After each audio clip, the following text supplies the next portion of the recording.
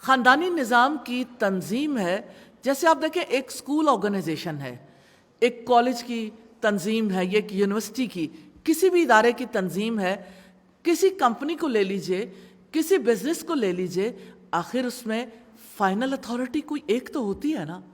خاندان کو چلانے کے لیے اللہ سبحانہ و تعالیٰ نے اپنی حکمت سے ساری انسانیت کو بتایا ہے کہ مرد عورتوں پر قوام ہیں، نگران ہیں، یعنی فائنل ڈیسیژن ان کی جانب سے ہوگا۔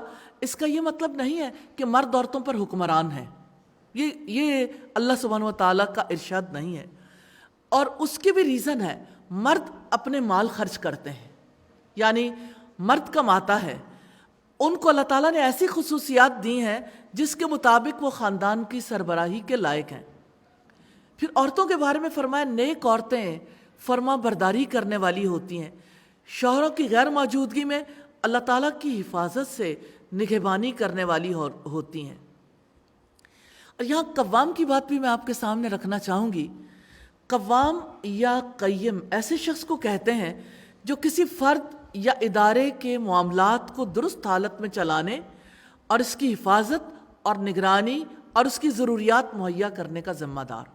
مرد قوام ہے، وہ بھی فضیلت ہے، اللہ تعالیٰ کی عطا کردہ مردانہ قوت ہے اور دماغی صلاحیت ہے، اور کسبی فضیلت ہے کہ مردوں کی معاشی ذمہ داری ہے۔ اور نیک عورتیں فرما بردار ہوتی ہیں، شوہروں کی غیر موجودگی میں اللہ تعالیٰ کی حفاظت سے نگہبانی کرنے والی ہوتی ہیں۔ اور یہاں جو عورت کے لیے لفظ استعمال ہوا قنوت، اس سے مراد توجہ، ارادہ، رغبت، دلی چاہت سے اطاعت کرنا ہے، جس میں نہ جبر ہے، نہ دباؤ، نہ کمزوری، نہ سستی۔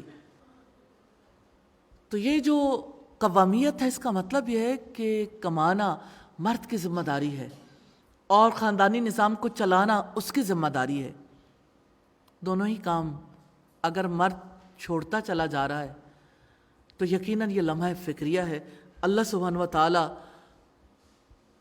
اس امت کے مردوں اور اس امت کی عورتوں کو اپنا رول سمجھنے اور اسے رب کی چاہت کے مطابق ادا کرنے کی توفیق عطا فرمائے۔